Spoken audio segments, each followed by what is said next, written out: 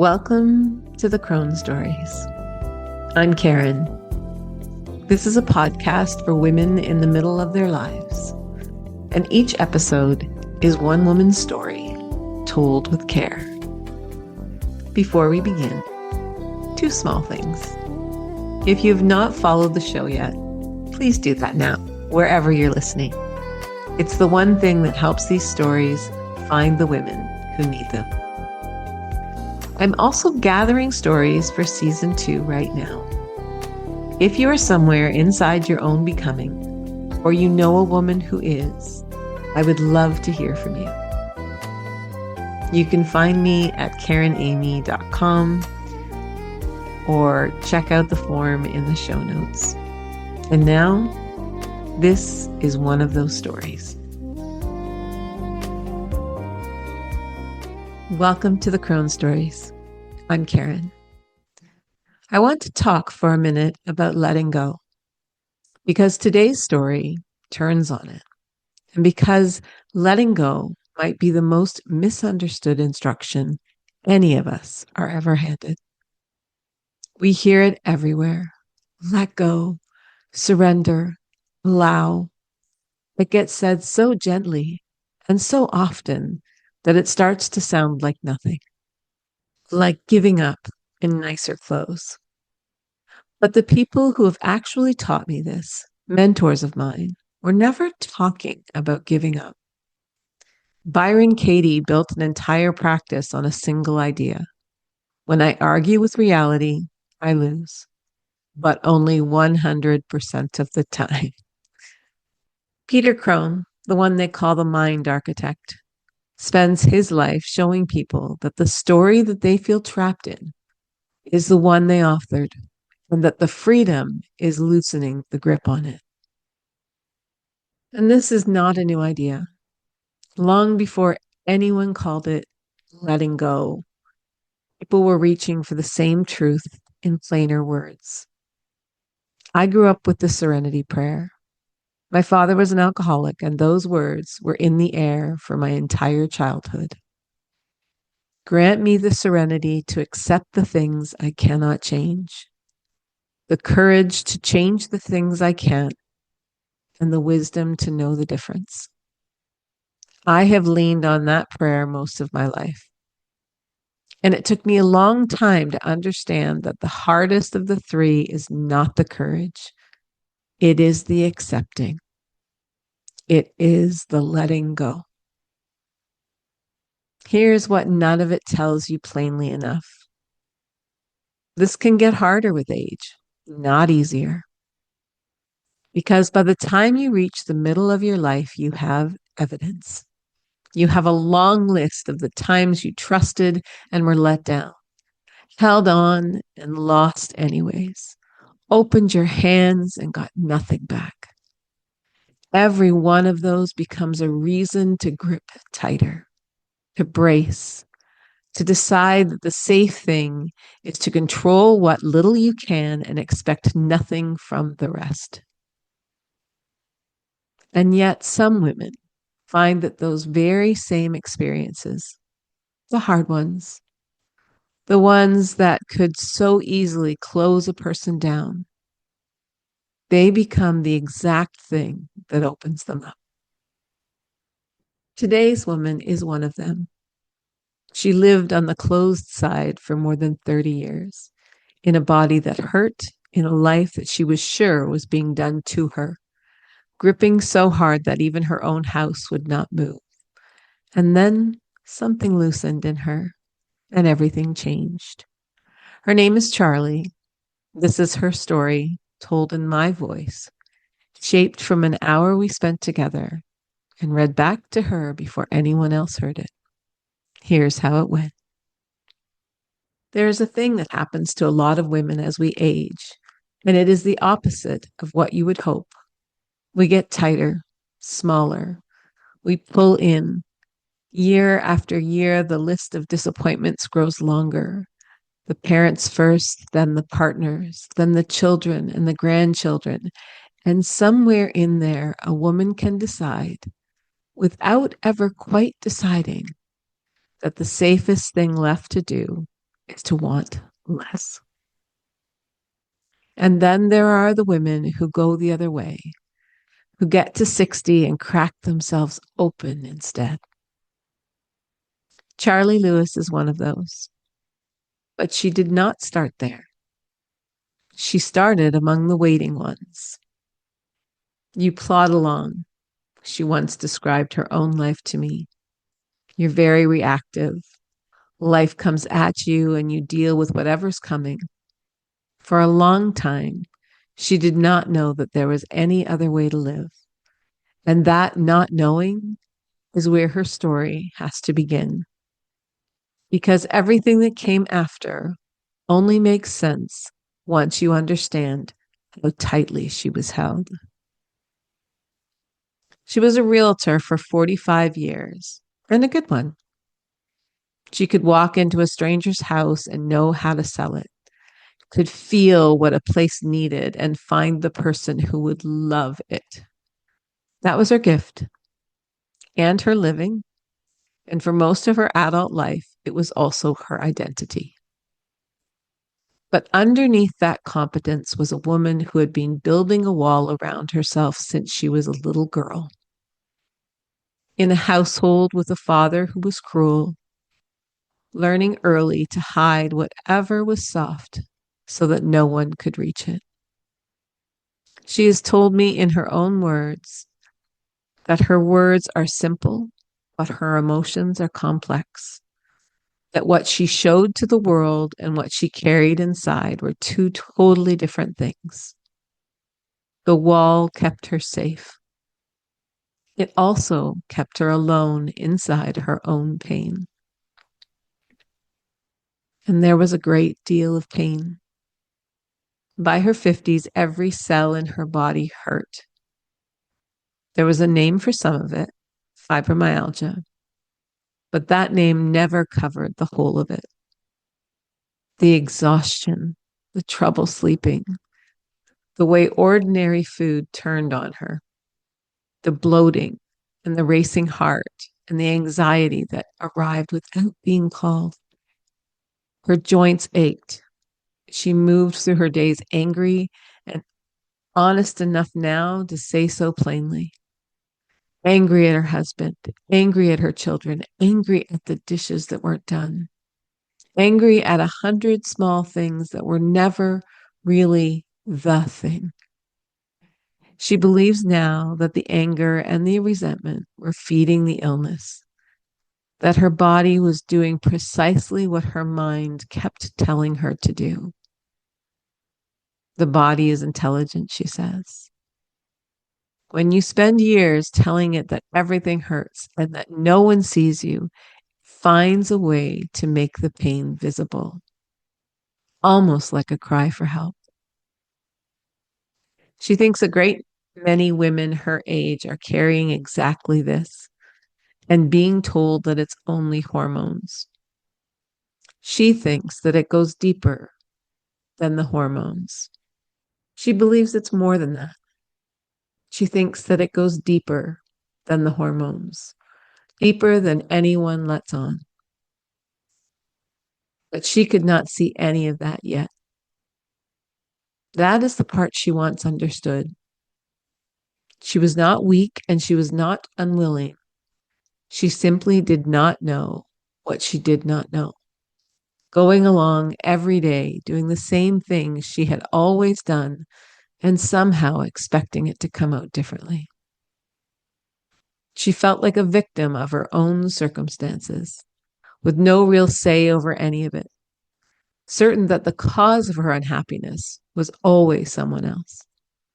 Her husband, her children, her finances, her health. There was always someone to hand the blame to.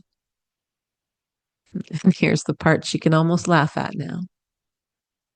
The woman who could sell anyone's house could not sell her own.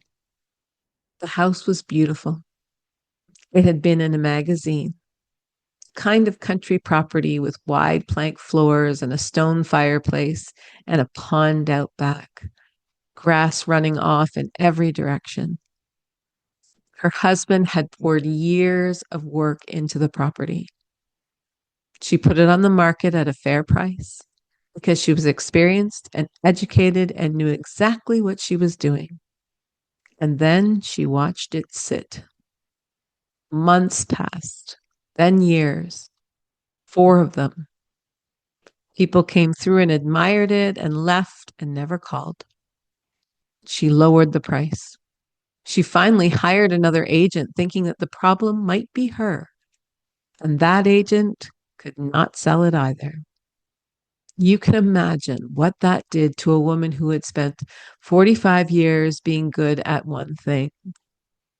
The house became a daily humiliation and a daily proof of everything she had already believed, that she had no power, that life happened to her, and she could only endure it.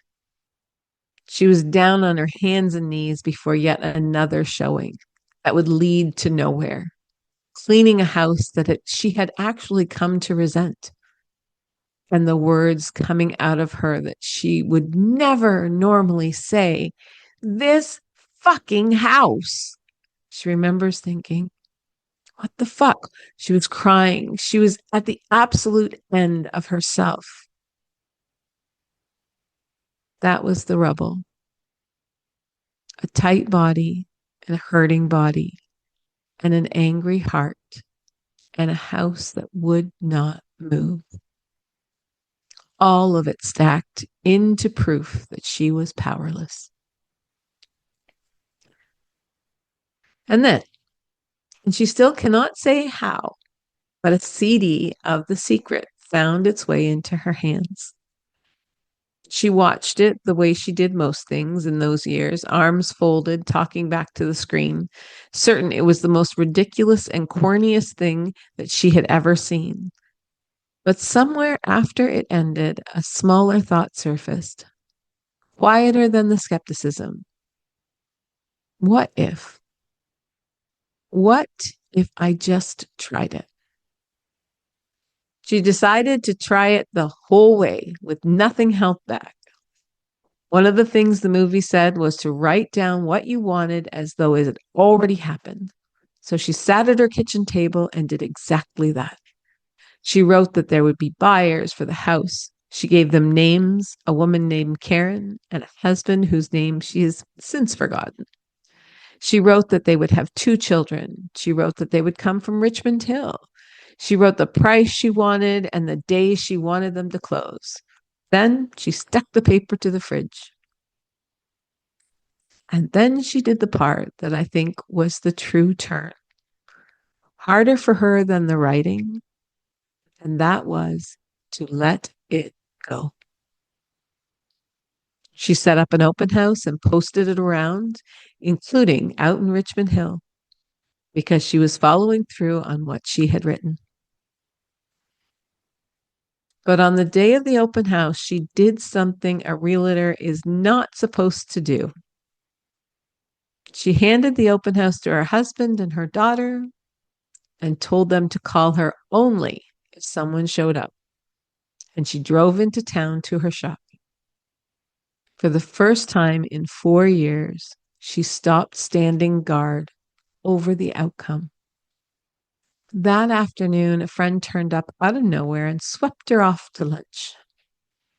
They were driving away together when something in Charley said, out of the blue, "Go back." Her friend asked why, and she could not say. She just had a feeling. They turned the car around, pulled up to her little shop, and there was a woman standing at the window, looking in. Her name was Erin. Pretty close to Karen, the name she had written. She had just come from the open house. She had 2 children, and she was from Richmond Hill. They ended up buying the house. They closed on the day Charley had written down and paid what Charley had written. Magical, Charley calls it.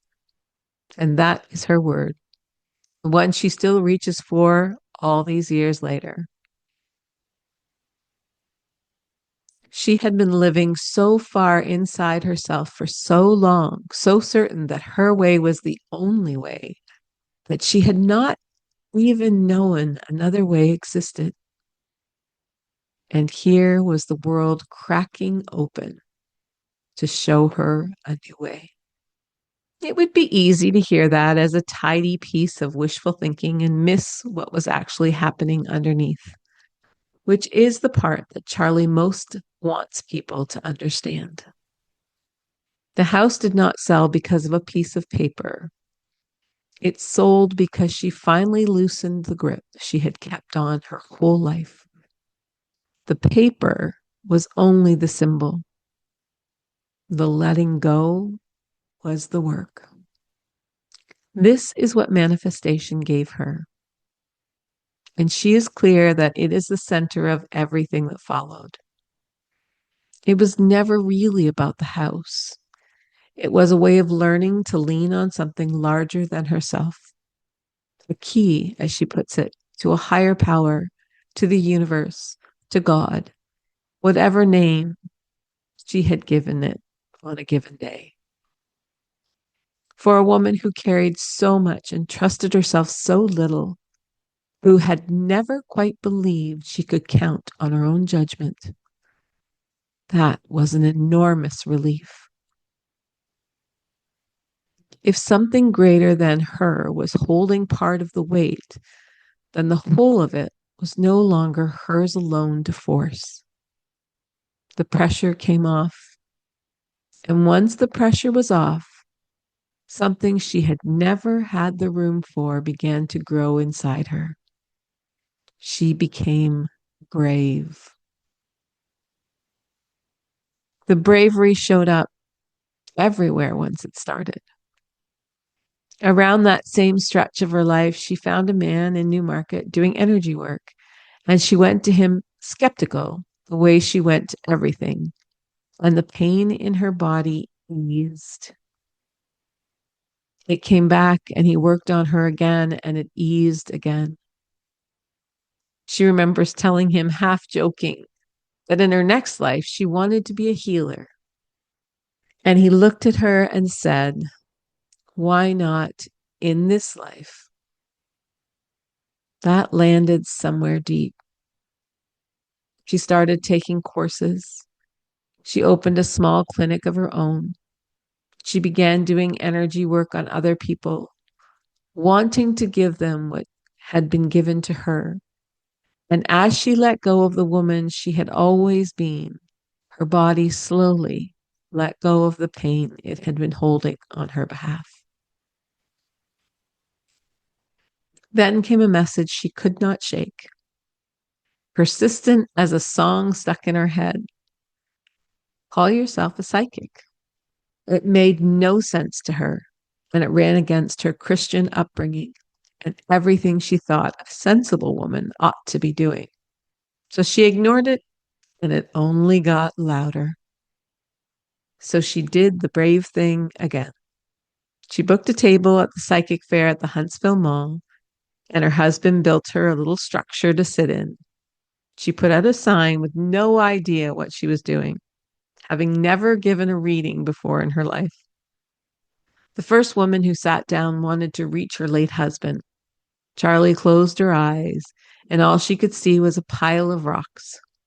Just rocks.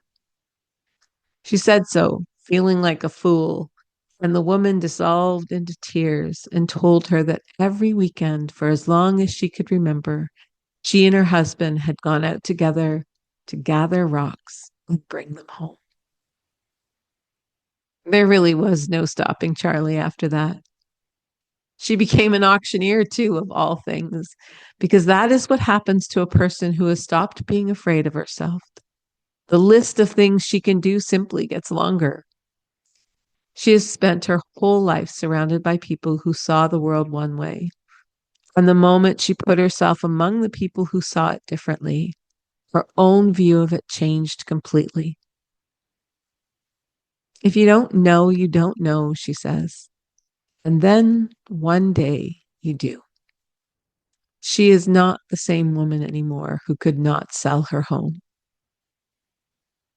Last year, she went in for a kidney stone and came out instead with a frightening word: ovarian cancer, and a 3-month wait to see anyone who could tell her more. She sat with that for 3 months, and rather than collapse into it, she did the thing she had spent a decade learning to do, telling her own body out loud what was going to be true of it.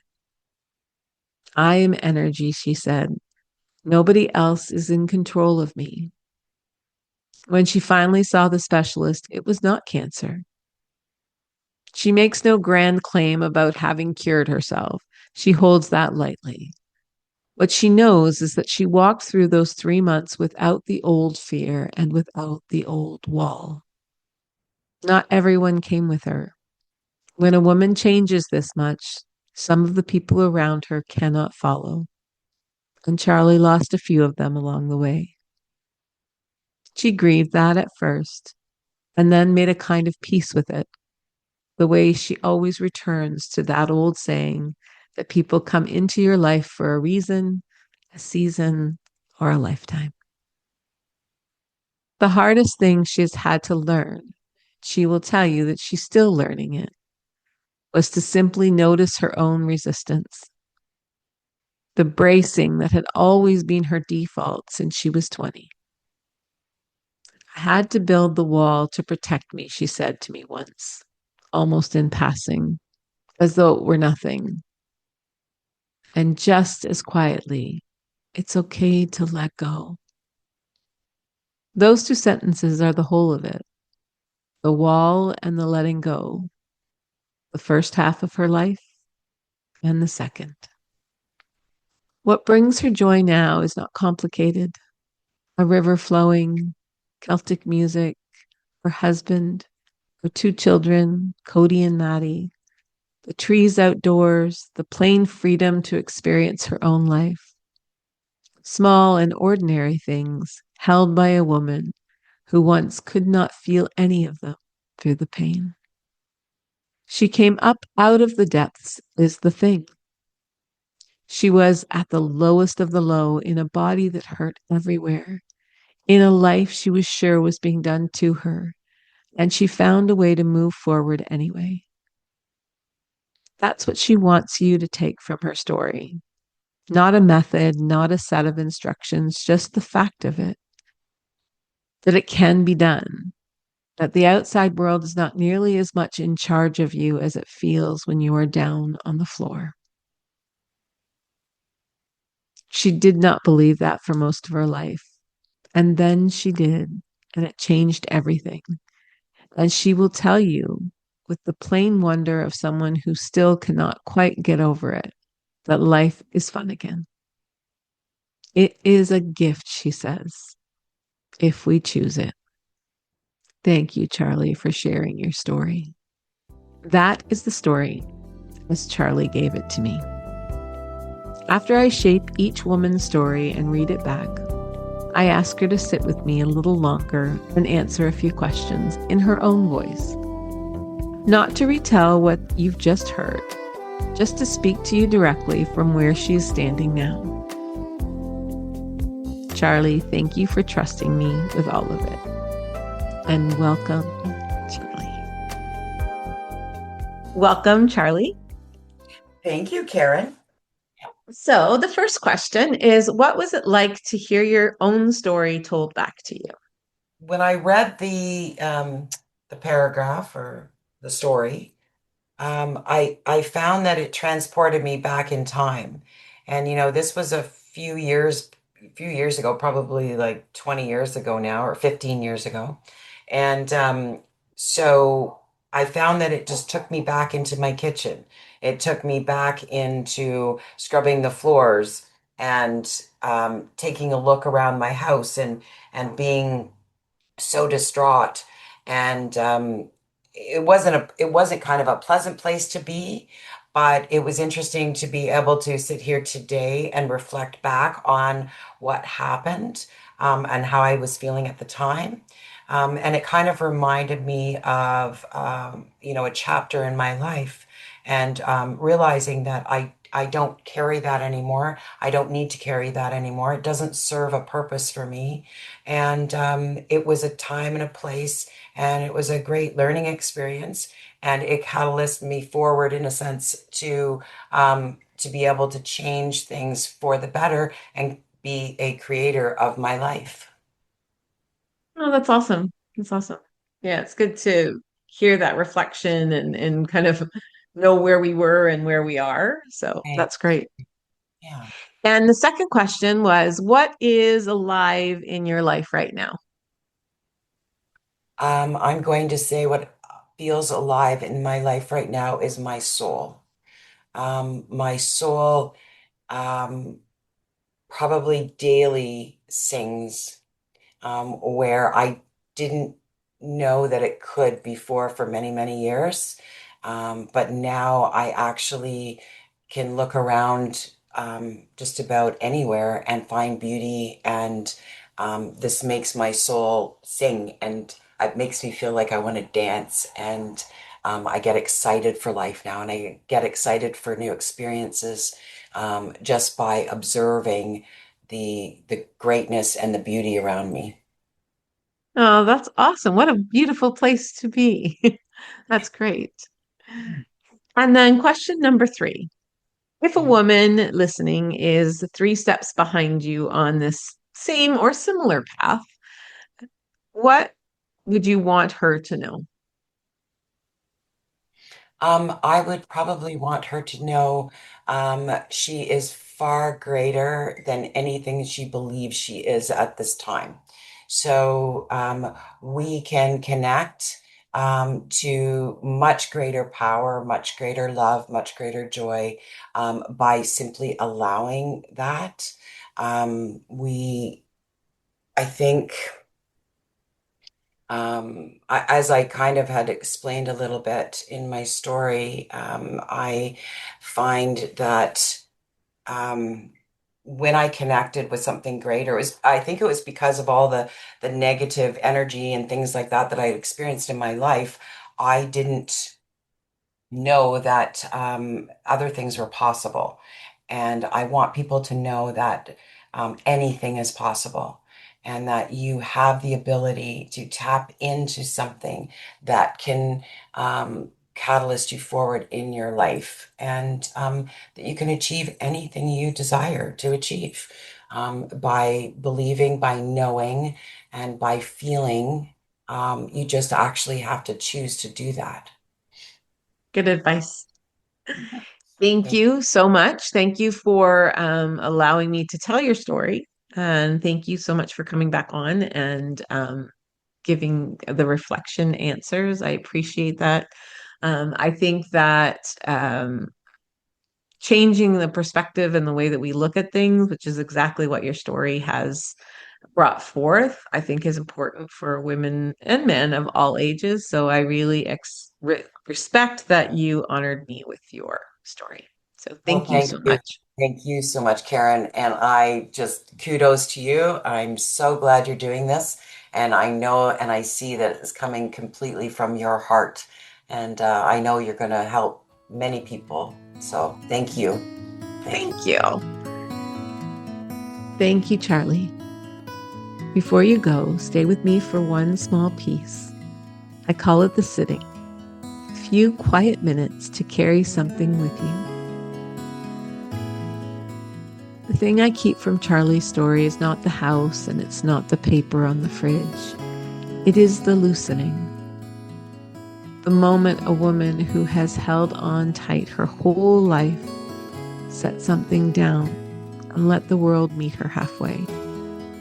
So that is what we will sit with today. The grip and what happens when it opens. Find a comfortable place. You do not need to do anything. Listen.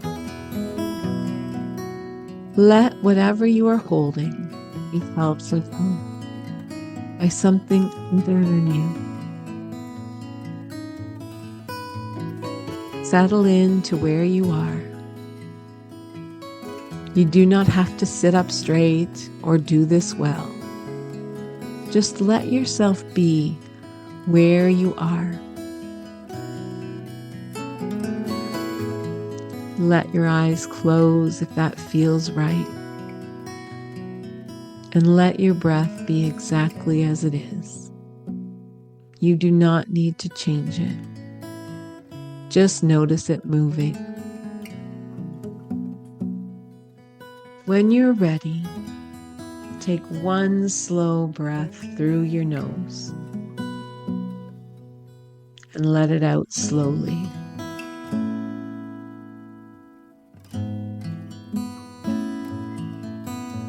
That out breath, that is where we let go. Not the holding on. The letting go lives in the exhale. So we'll do that again. Breathing in.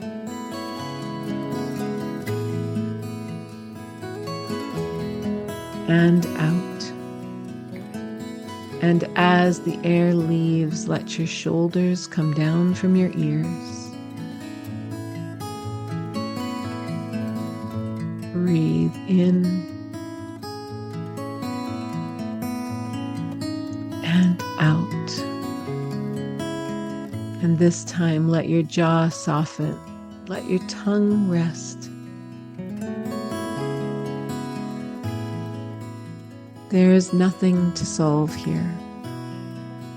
There is only the breath, leaving and taking a little more of the weight with it each time.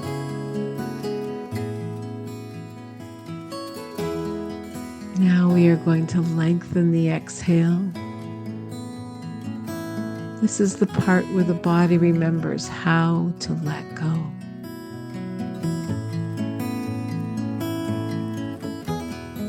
Breathe in through your nose.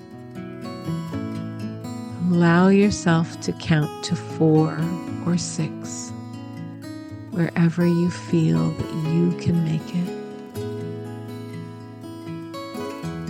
And on your exhale, breathe out for 6 or 8. Make your exhale longer than your inhale.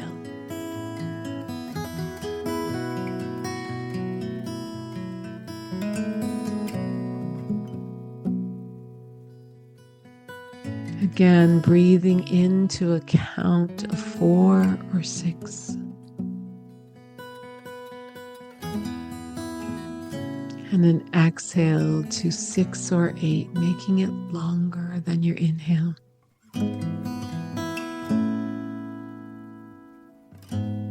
We'll just stay here for 3 more breaths at your own pace. The breath in and the longer exhale out. Every time letting a little bit more go.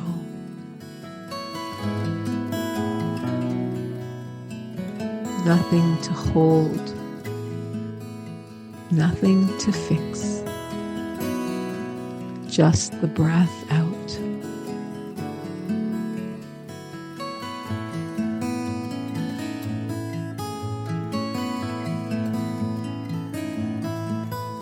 Slowly begin to let your breath return to its own rhythm, however it wants to be.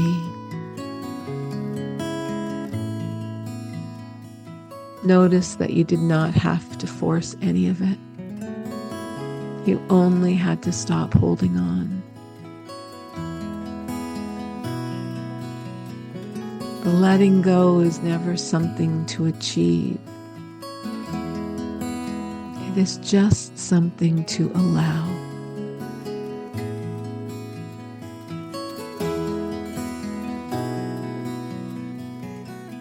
Beginning to sense your body on your chair, bed, or floor. Allowing yourself to come back to the room.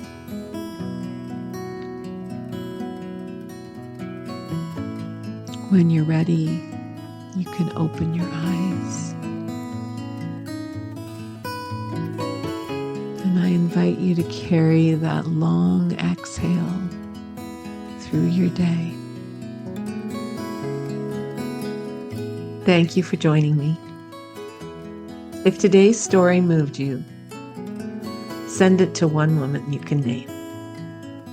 That is what helps these stories find the women who need them. I will be back with another woman and another story in a couple of weeks. Until then, in love, light, and laughter.